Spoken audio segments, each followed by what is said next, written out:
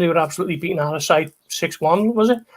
So I think this now is they've played all the other 4 teams in the so-called Big Six, and this is probably the toughest one of the lot, coming to Anfield, which is probably the toughest away day for any team in Europe. And we're going to get a massive kind of pointer as to how serious they are over the next 17 or 18 games. So from that point of view, it's a huge game. But Liverpool v Man U, whether the 6th and 7th in the league or middle of the table, it's always the biggest game in the Premier League.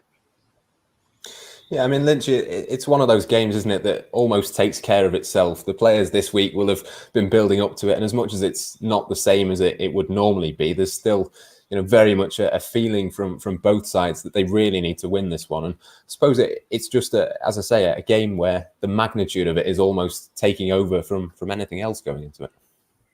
Yeah, absolutely. I mean, that, like you say, in terms of motivation, I don't think the players will need any extra sort of G'ing up this week. And you all know how big it is. And I think, just the state of play at the moment, for United, I think, their fans, you can see across social media. And if you speak to any United fans, are sort of, even they're slightly sceptical about their sort of title chances this season. I think, obviously everyone's getting excited about the position, but, you don't really believe it until you maybe get that big result, which this would be at Anfield for them. So it's huge from their perspective to sort of cement themselves as genuine title contenders. I think even if they get a point, that would be considered a huge result really to keep the table as it is and keep themselves ahead of Liverpool, and also just to show they've got credentials and they can get these big 6 results that you do need a few of those along the way. So it's huge for them, and from the Liverpool perspective, obviously, coming into it on that little run, I don't think anyone was questioning the title credentials after that 7-0 win at Crystal Palace that takes them top of the table for Christmas. But there's just a little bit of seed of doubt's been sown, hasn't there, in this horrible little run they've been on recently. So I think that has made it even bigger from Liverpool's perspective. They really need to sort of put United in the place, so to speak, and come out with a big result that will pop them back up to the top of the table. And I think alongside that would just restore a lot of confidence that maybe's been knocked in this little run they've been on. So yeah, it's as big as Liverpool United game as we've had for a long time, because these sides don't tend to challenge the title in the same season either, did they? So it's a really interesting one. Yeah, it certainly is going to be interesting, Ian. I mean, we're only 17 matches into this Premier League season for Liverpool. Their 17th match of last season was against Watford. That was in the middle of December. Have we almost been lured into a false sort of position in this Premier League table at this moment in time? Do you think this game is almost feeling a little bit bigger in the wider scheme of things than maybe it almost should be? Well, some people might be lured, but I've not. I mean, I've been banging on for anyone who knows me. I've been banging on for ages. There's 5 games in May. I've said this loads of times. There's 5 Premier League games in May. That there's going to be 15 points up for grabs by the time we get to the point of the season when normally it's all done and dusted. So I think, people are losing sight of that. But you also can't ignore the fact that, 17 games is still quite a lot. That's almost half the season. And Manchester United are 3 points clear. I'm pretty sure if Liverpool were 3 points clear, Liverpool fans would be making a big deal of it. So I don't believe United fans were there saying, well, we don't really believe we can win the league. I've been saying all season that they got a great chance for reasons that we've discussed many a time on this podcast. The size of the squad, the fact they haven't got any injuries, the fact everybody else seems to have got massive injuries, the fact that teams aren't pressing as hard because the condensed fixture program means that they can't really go at it hell for leather like they normally would do. And that's kind of all played into Manchester United's hands because they play a certain type of game, which I think economy of effort is a very nice way of putting it. You look at someone like Bruno Fernandes, who I obviously don't think is world class. I know that Lynchy doesn't agree with me on that one, but he gets the numbers. But it's the old thing. It's like, what does he do other than score all those goals and set up all those goals? But there is actually a bit of truth to that. That's the way Manchester United play. That's probably why Liverpool didn't sign him. I know it was about 18 months ago they were linked with him, and they played him over in I'm trying to remember where it was. Boston, I think it was, where they played Sporting Lisbon. It was either that or New York. They played him in one of those two, and he had an okay game. He maybe even scored. I can't even remember, to be honest. But Liverpool didn't go for him then. Even United didn't go for him then. It was another 6 months, wasn't it? So yeah, going back to the fact that we are 17 games in, we can't. I saw Jason McAteer said something interesting where he said United were in a false position. I mean, they're not, in the sense that that's exactly where they deserve to be given what's happened so far this season. But he did make the very good points that Ghosty made then as well, is that whenever United have played anybody good, we haven't won. They got beat by Tottenham, got beat by Arsenal, drew with Chelsea, drew with City, lost to City, and even when they then drew at Leicester, and even when they then did in the Champions League beat Leipzig and beat PSG to go, was it 6 points clear or something, or 3 points clear in the table, that they ended up losing to them both in the end and ultimately going out. So in that sense, Liverpool would be looking to just continue that United run, because if United do win this one, that's probably the moment that they'll, certainly the fans, I think the players already think it, the fans will start thinking, we've got a great chance of winning this, because there'll be 6 points clear of Liverpool. And, even at this stage of the season, that's difficult to make up when one of your games is going to be against United away from home back down in May. Yeah, it's not going to be decisive or anything in terms of the title race, Ghosty, but is it almost not quite decisive, but very important in terms of shaping the narrative going forward? As Ian says, if United were to lose, would that maybe knock their confidence? Is that almost more important than the sort of positions in the table at this moment in time? Yeah, I think so. And I think you can't discount Manchester City either, because I think I've said for a long time, if you finish above them this season, then you'll go on and win the league. I still think that to be the case. And I still think Liverpool will finish on top this season with City second. And at the moment, you have to say that United probably third favourite. So, I can see what you mean there. But I just think it's just such a massive game for United, isn't it? Because we know what Liverpool are going to be doing. We know that Liverpool are so good at Anfield, regardless of what the team is. Liverpool beat Tottenham at Anfield a month ago with Reece Williams at centre-back, and that could quite possibly be the situation again on Sunday. But I think they've just shown over such a huge period of time that they are the team to beat, and particularly at home. So this is a huge test of character for United. I think Solskjaer will be happy to kind of sit in and break on the counter-attack, as does seem to be the case, particularly when they're away from home. They've got such pace, haven't they, up front, with the likes of Martial and Rashford in particular. They've also got Greenwood, who can do a similar job off the bench if they need to try and stretch Liverpool's defence on the counter-attack. But the onus is on Liverpool, and the last few weeks, they haven't really been able to do anything with that.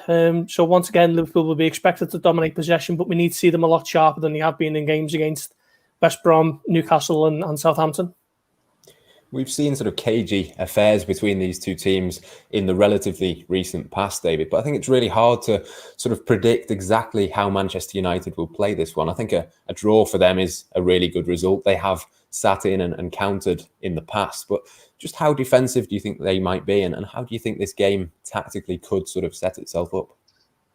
To be honest, my feeling is that I think it is clear how United will set up, in the sense that I think their job is done for them, in the sense that they're coming to Anfield. Even typically, even a great United side wouldn't expect to come to Anfield and completely dominate possession. It's, Liverpool's record down the years there has been so good.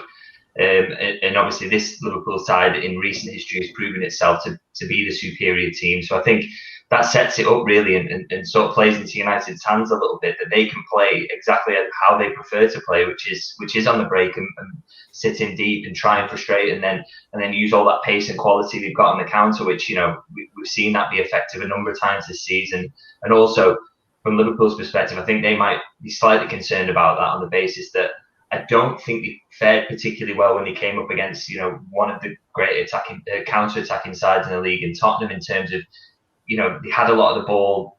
They won that game. They had a lot of the ball, but they also gave up quite a lot of chances on the break, when that was the one thing they were looking to try and avoid doing.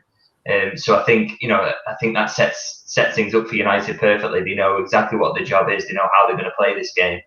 For Liverpool, it is, as Gorsty sort of alluded to there, really is they've got to be better at doing what they do, and that is dominating possession and keeping United penned in, stopping that first pass out on the break, and then making the most of the chances that they get when they come their way. And I think they've struggled against sort of deep block defences, haven't they, in this little run, and they've got to prove that they've got over at that this sort of 9 days off that they've had, they've used it to sort of iron out those creases a little bit, and have found a solution to what United, the challenge that United are going to pose.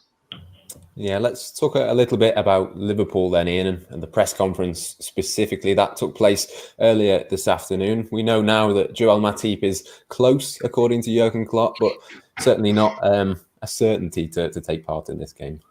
Yeah, he's probably as close as I am, to be honest. I'd be amazed if Joel Matip plays. I'm sure we'll come on to the team selection in a bit. Yeah, I mean, what was the question again? Sorry. Just in terms of Joel Matip, he probably, as you say, probably not going to be involved. What does that mean for Liverpool? How might they set up if he is not there, for example? Yeah, I mean, I don't want to go down the road of the team selection because we'll ruin it for a bit later on. But it would be. Let's put it this way: turn it round. It would be a massive bonus if Joel Matip's fit, because then you could argue that Liverpool could field a team, on form that. Gomez and Matip, you've got to bear in mind at the start of the season, Gomez wasn't particularly great. And when Matip came in, he was actually doing quite well. So you could say he would have deserved the place on merit. So they could end up only being one player away from being full strength, Virgil van Dijk. That's if Matip is playing. But obviously, if Matip then doesn't do it, it doesn't get there, then you've got two players, massive players in a key position where, as Lynchy said, United, we all know United are going to play. In the same way that we practically all know Liverpool are going to play. And I think that's going to be the interesting thing, is whether Liverpool decide to do something a little bit different, whether it's not in terms of the actual formation, but just the way that they look to play. And key to that could be, Thiago. He will be making his Anfield debut, which, assuming he plays, which was pretty remarkable when you think about it, given the fact that he was first linked with Liverpool, I think, in about 1987. So, it's taken a long time for him to actually get to be playing at Anfield. And we've seen, glimpses of him in the away games. We've done this before, the likes of Chelsea, Everton, Villa, but he'll be a problem for United in that they'll have not really dealt with it before. They won't have come up against a player like him before. I had to check that he's never played against United. So it will be interesting for them. I'd be surprised if he's come up against many of the midfielders as well. So that's where I think the key will be, because then it depends on, did he play Henderson centre-back? If Thiago's playing and he's got Wijnaldum there, I think he might be tempted to do that. But then, who's quicker, Williams or Reece Williams or Henderson? Who's got the better position and who's going to be better at clearing at the set pieces? Because United will be looking to strike with them as well. They got to get Harry Maguire, people like that. So it is a difficult one for Jurgen Klopp. But ultimately, if Joel Matip's fit, it does not make a massive difference with the way that Liverpool play, not only defensively but in midfield, and as a result going forward. I mean, if he's fit, that would be as big a problem for United as it would be a boost for Liverpool. Yeah, a very slim chance then of Matip being fit. Naby Keita, Ghosty, we know for sure will not be fit. That's been the case, fairly frequently for him this season. But does it almost make it a little bit more difficult if, as Ian says, Henderson and Fabinho have to play at centre-back? Does then the knock-on effect of that in midfield once again become a little bit of a problem for Jurgen Klopp? Yeah, well, that was the biggest problem at Southampton for me. I think Henderson and Fabinho didn't really do anything too wrong that you wouldn't expect a traditional centre-back to have done on the day. It was just a case of the impact it had on midfield when you're playing Thiago, who was making his second start, was it? And then you had Oxlade-Chamberlain, who's making his first. He's barely played. And then Gini Wijnaldum, who probably played too much. So that midfield was completely disjointed, and Liverpool never really got going that day, especially after going a goal down so early on. So it's just a knock-on effect it has, isn't it? And it does become a bit of a worry. I think Liverpool will be training. We're recording this Friday afternoon, and Liverpool will be training a little bit later on. And if we don't see any pictures of Joel Matip there, then he's almost certain to miss out, because we know the Klopp likes players to train 2 full sessions at the team, and there'll be another session tomorrow before the game. But it's looking increasingly likely, as Doyle says, that Matip won't be involved. So then you think, does he go with Henderson, which, as we say, has a knock-on effect with the midfield? Does he go with Nat Phillips, who's more of a traditional centre-back? He likes to head balls away and keep it simple and clear the ball. Or does he go with the pace and mobility of Reece Williams, who's played probably certainly less than 10 games and probably around about 5 games or so. So these are the big decisions that the Klopp's got to wrestle with, and he's probably got to get right, hasn't he? Because Liverpool just cannot if United go 6 points clear, although it's not a kind of fatal blow to the title hopes, that's a massive kind of boost for them, isn't it? And also to Manchester City as well. So big decisions, as they always are for Jurgen Klopp in midfield and in central defence. Yeah, we'll all have our say a little bit later on what we think Jurgen Klopp should or might do on Sunday. But another thing that he was inevitably asked about, Lynchy, was penalty kicks. Obviously, that is a topic which comes hand in hand with Manchester United this season, certainly in the eyes of many people. And what did you sort of make of Jurgen Klopp's comments on those? Because he didn't seem to want to give much away on that. Yeah, I can understand why he didn't want to get drawn on that, because we know what the headlines will be, and he's scared of giving that easy headline away to people like us who will twirl him for what he says and write it up in that way. Anyway. We've done it anyway. Yeah, there's no way you can avoid it, really. Used to, mate. It's I think it is a worthy talking point, isn't it? Because you look at Manchester United, the amount of penalties they've got this season. It's an interesting one. I don't quite buy into the conspiracy theories around it all, but I do think it's maybe a stylistic thing, and it is just an interesting point. They obviously enter the box in a way frequently enough to win penalties, and it's the way they go about the game. It's very maybe different to Liverpool.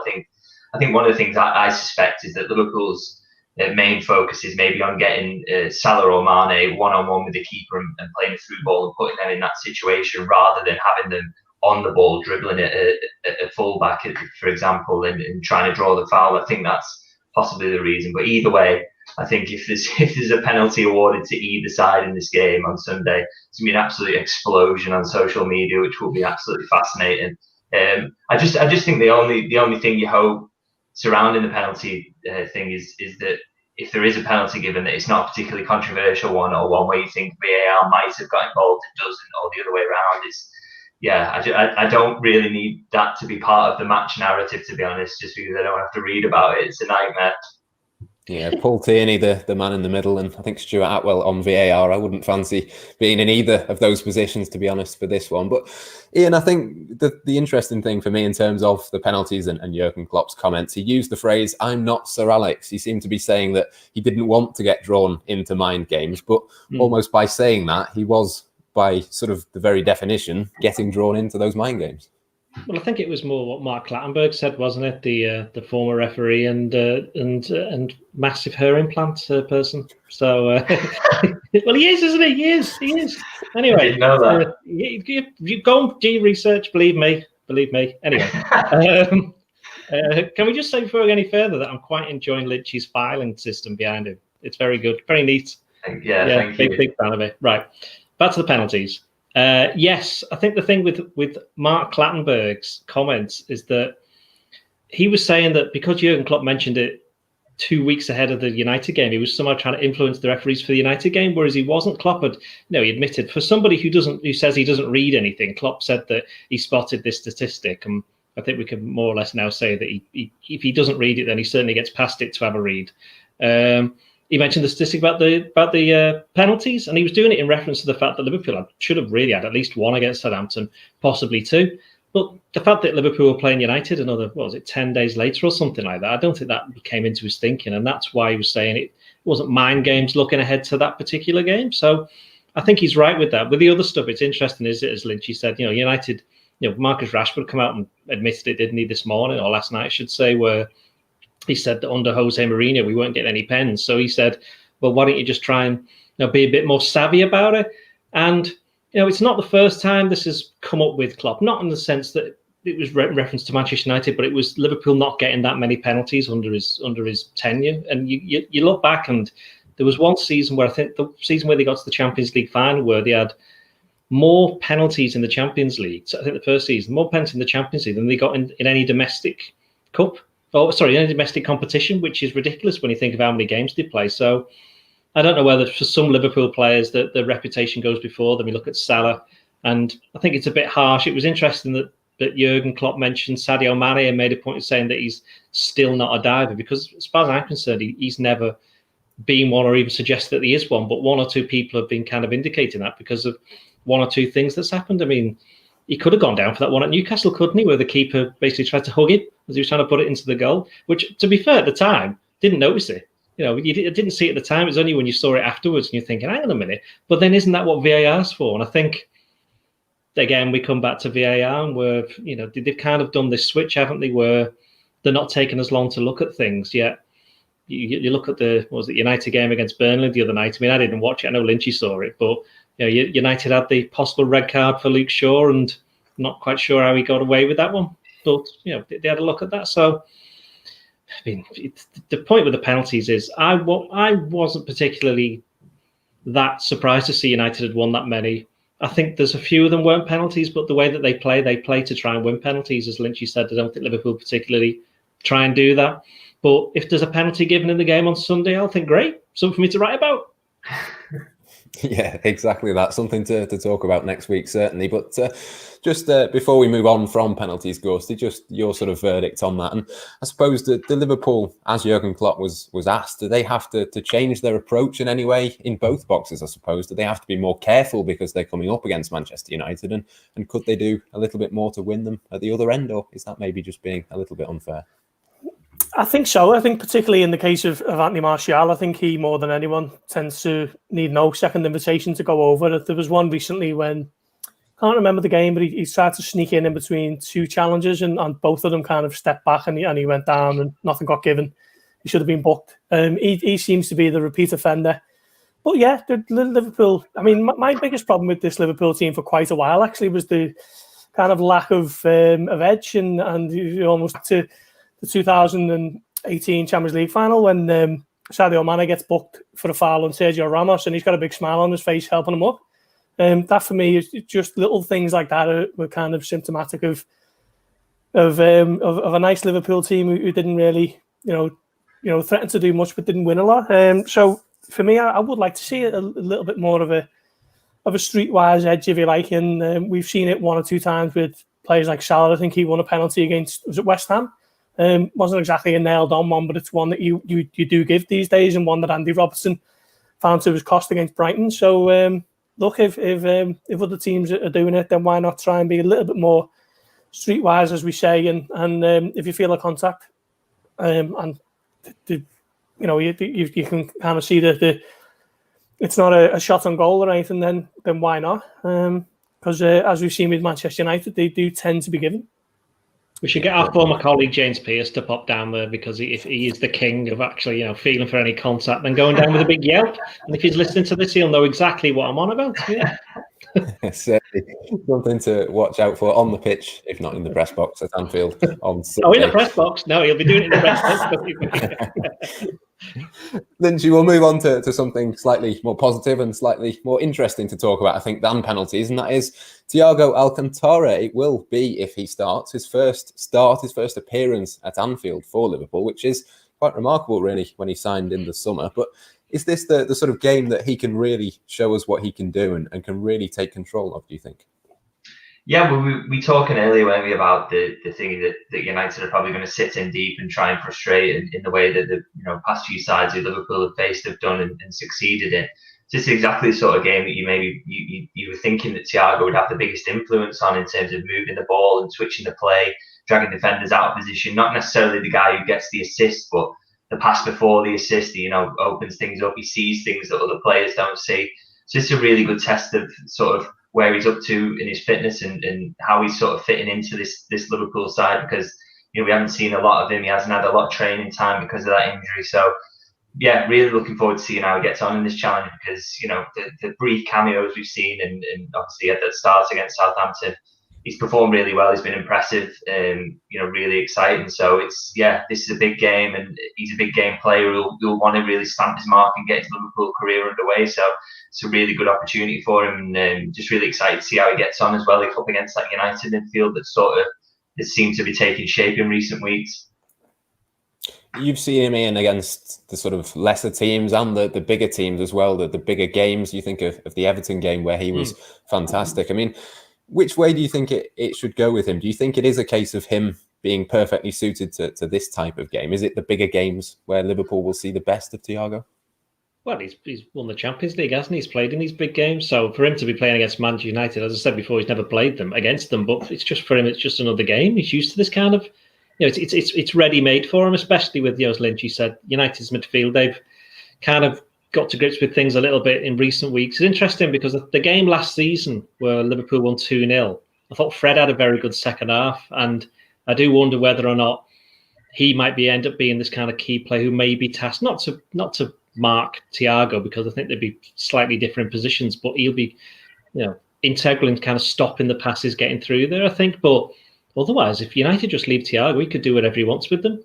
He could just do the passes, and as Lynchy said, they've had these 9 days in between the two games. That'll be the longest time they've had to kind of work on combinations or how best to get, but that Thiago can work alongside his fellow midfielders, but also how best to release the front three or combine with them. So it will be interesting to see what happens. I mean, we're all talking like he's going to be playing, but the fact is he will be, won't he? He'll be starting. It'd be insane for Liverpool not to do that. But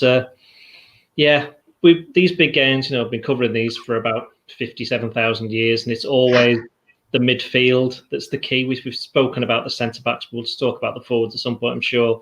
But it's always the midfield that's the key. And if you win that particular battle, whether it be, in this case, Liverpool getting the passing going to release the front three, and also while making sure that there's enough protection for the United for the back four from United's counter-attacks, then Liverpool could just take control of the game and do what they want. But as I said, with the performance of Fred last season, that underlines that if you've got a midfielder who's on form, he can make a difference. And ultimately, I think it will be Thiago. If Liverpool are going to win, if he has a good game, he'll be integral to it.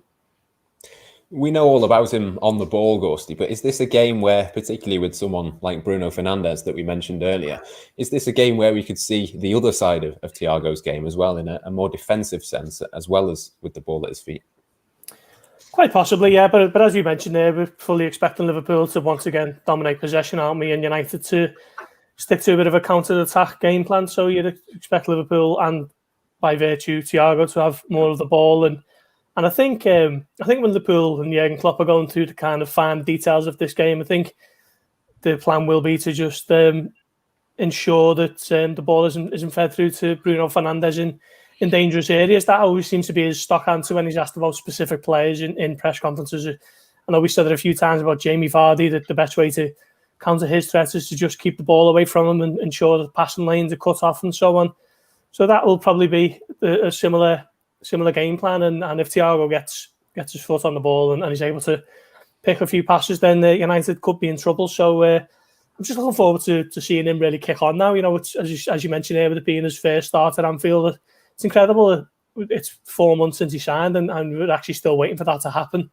We obviously know he's had the injury layoff from the derby, and the last 3 games have been away, and just circumstances have kind of worked against them. But hopefully his Anfield debut is a memorable one, and these are the kind of fixtures why he's chosen to come to Liverpool. Let's face it, he's looking for a fresh challenge after 6 or 7 years with Bayern Munich, just signed off by winning the Champions League. He's an elite player, and probably for me one of arguably the biggest, most high-profile Liverpool transfer of the Premier League era. So let's get him on the pitch and see what he can do in the biggest games. Yeah, he won't be bothered about getting stuck in, will he? I mean, we've seen him that he's quite good at winning headers in midfield, which I think has surprised a lot of people, given the fact we've mentioned this before, he's about 5'6" or something like that. So it's not going to bother him in the slightest. I just think as Ghosty said, it'll just be interesting to see him actually on the pitch at Anfield playing for Liverpool. Yeah, absolutely. Wonderful to see that. I think we know pretty certain, David, that we're going to see Thiago. We're going to see Liverpool's front three as well, Salah, Mane and Firmino. But how do you think Xherdan Shaqiri could come into this match? Do you think there's any chance that he could start the game? And if he doesn't, do you think there's a possible roll off the bench for him? Yeah, I think Klopp will maybe sort of err on the side of caution and maybe think of him off the bench, just because I don't know. I don't really want to say he doesn't trust him, but I don't think he's shown in the past that he's particularly open to the idea of throwing him into these big games.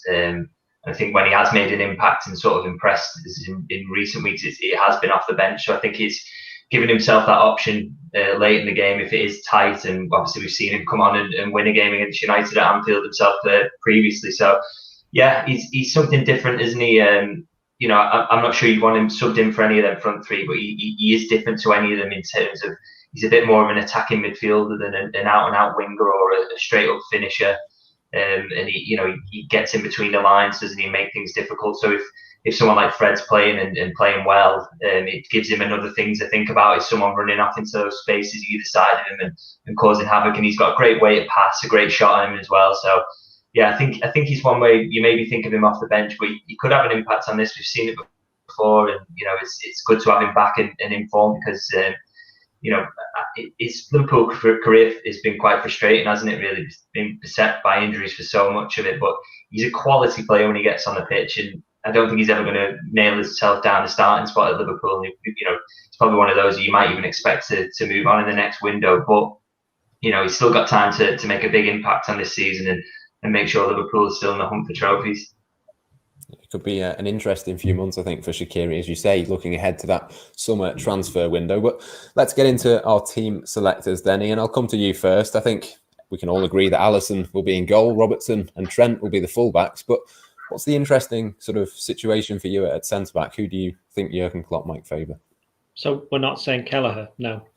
I did think about Adrian, but I changed my mind. Adrian has disappeared at the face of the earth, hasn't he? What's happened to him? Anyway, because he wasn't even there at Aston Villa, was he? He wasn't the third sub. It was the Brazilian guy's name escapes me. Pitaluga, yeah, he was there. So anyway, yeah, I think Alisson might start.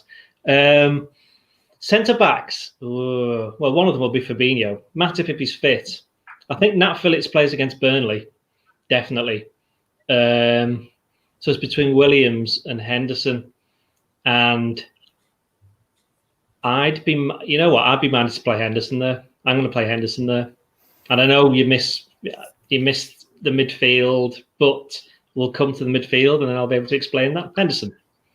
Yeah, I'm with you, actually. I think it will be Jordan Henderson in there. I think the midfield then becomes a little bit more interesting as well. But, Gorsey, I'll come to you next on your two centre-backs, presuming you agree, of course, on the full-backs as well. Yeah, it's a difficult one, isn't it? I agree with Doyley wholeheartedly in terms of Nat Phillips starting against Burnley on Thursday. But then I just think moving Henderson out of that midfield area just has too much of a knock-on effect. So I'd be minded to go with Reece Williams and just think that Liverpool's midfield is going to be too good for United, and they're going to see too much of the ball for United, hopefully, to be a threat for a significant period where they can kind of expose Williams in maybe a one-on-one situation that we've seen against Sheffield United, but no, not Sheffield, at West Brom. So Karlan Grant towards the end.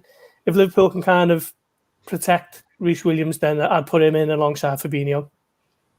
And David, where do you sort of stand on this one? I think it's probably a straight choice, isn't it, between Williams and Henderson? I suppose you probably wouldn't want to go for Nat Phillips in this one. No, absolutely. I think it is Williams or Henderson. And I'm going to agree with Doyley whilst also disagreeing with him, because I think, obviously, you touched on this earlier. You said basically that midfield is absolutely massive in these games, and I agree with that. So I disagree with your selection in that I think that maybe Reece Williams should start to allow Jordan Henderson to be in the midfield. I think, obviously, we're worried about if you do put one of the young lads in, they're not quite as quick as a Joel Matip, for example. And obviously, if Joel Matip is fit by some miracle, then he does start, obviously. But I think basically, if you centre halves, the pace they've got, the recovery pace. If you were putting anyone in a position where Marcus Rashford is running in the opposite direction, in behind them, you've got no chance anyway. So the key for me is stopping those balls coming from the midfield and locking down that area and absolutely dominating that area, keeping possession safely and sort of moving the ball around and not allowing United to get the ball in an area in the centre of the park, look up for Rashford going in behind or Martial, because that's once you get into that position, you're done for anyway, regardless of who you've got as centre half. So I think the key for me would be maybe putting Reece Williams in there and then protecting him by closing the ball down constantly, making sure that United don't get a second to play that passing behind. Yeah, I think that could be important, couldn't it? Not just keeping possession, but making sure they press and make sure that United can't play through them and expose those players. So with that in mind, Doyley, talk us through your midfield. Well, obviously, if Matip's fit, he's playing. So therefore, Henderson goes in midfield. But I'm assuming, obviously, he's not going to be fit. So Henderson's centre-back. Now, you could, if you wanted to get Shaqiri in, you could play 4-2-3-1. That would throw United for about 10 minutes. And then they'd get their way around it. It was basically the same as what happened at City, wasn't it? When Liverpool went 4-2-4 and then threw City for about 15 minutes, scored, and then City got their heads around it. So, but I don't think they'll do that. I think it'll be Wijnaldum and Thiago. I also think the third one will be Milner. I think Milner's got a part to play in this one. I was tempted to put Jones in, but it wouldn't really seem fair, would it? I don't think. I think he could be somebody, could be an impact player a bit later on in the game if they need him, along with Shaqiri. So I'm going to go with Milner, Thiago, and the Widge. Yeah, again, I'm absolutely with you with that. I think James Milner in these sorts of games is perfect for that. Gorsty, who are you going to go for in the centre of the pitch? Well, since I've got Reece Williams at centre back, I'm going with Henderson and Wijnaldum, who the Iron Men, aren't they? They seem to play pretty much every game. And then Thiago. I was thinking about Shaqiri and doing what Doyle says with a 4-2-3-1 or a 4-2-4, however you want to look at it. But I just think Thiago is just as creative in a different way to Shaqiri. He's not he's not going to rack up 10 to 12 assists each season, but it's kind of the pass before the pass, if you like. And I just think having him in that midfield will just keep Liverpool on the front foot, and he can pick whatever pass he wants to that front three. Any chance for Curtis Jones, David? I mean, he's obviously played well in big games before for Liverpool. He's played a lot of matches this season. Do you think he could start? I think he'd absolutely love to, and I don't think he'd be scared of the challenge. But I think for this one, I think Jurgen Klopp's sort of mind's made up by who's available, and if he does go for Reece Williams, like I suggested, I think I'd go with the same midfield as Gorsty there. Is you get Henderson, Wijnaldum, and Thiago, which looks very strong, a really balanced combination. I think if you do get Henderson and Wijnaldum in those sort of double 8 positions, and Thiago is the deeper midfielder taking the ball off the centre halves, then that gives you a lot of options in terms of progressing the ball up the pitch, and also having Henderson there on maybe the right hand side of those 2-8s, giving Trent the license to bomb on and hopefully sort of refine his form. So I think he's struggled a little bit lately. That could be a massive part for Liverpool in the game, because they do need those deliveries from out wide. I think that's been lacking from Trent a little bit recently. So hopefully we can get that right hand side combination going again, and that can pay dividends for them. Did you just say double 8? Yeah. I'm just it's just tactical chat. Sorry, Brendan. Well, in front of those from wing halves. The best ever Brendan Rodgers shout was somebody was a 11.5. So we were like, hang on, is he like he's on the way to the bench or something? That's where I would play. Yeah. And with all those midfields in line, then I suppose that just leaves the front three, which I suppose we'll all be in agreement with those: Salah, Mane, and Firmino. So that being the case, hang on. No, hang on. Okay. Yeah, I agree. But on a serious point, though, who could you bring in? Minamino did Shaqiri. okay against Palace, but then wasn't particularly great against Villa. Shaqiri. He's not a starter, is he? As Lynchy said, I don't think he's certainly not in that front three. And Origi, he's kind of, I mean, it would be surprised if we didn't see him, play very much again this season, I think. But I don't know, it's a tough one. It's got to be those three. And the interesting thing for all of us chatting about, if Matip was fit, we'd all pick exactly the same team, wouldn't we? And I think United know that. And I think Liverpool can kind of guess United's team. So this, they both spent all of this entire, preparation period. So I won't knowing what they think the other team's going to get pick. So I wonder whether somebody, whether it's Solskjaer, whether it's Klopp, just throws something out there that's just like, hang on, nobody saw that one coming, and maybe that could make a bit of a difference. But I don't think they will. If you were going to do that, though, there's not, as you say, that many options, is there? I mean, apart from a 4-2-3-1, I mean, what other sort of out there things do you think that Klopp could do? I suppose he could play 3 at the back. I don't know. Could play wing backs, but he's only done that once, hasn't he? Or was it against Brighton? So I think Man United, while they're not the greatest team in the world, I think they might be better than Brighton were.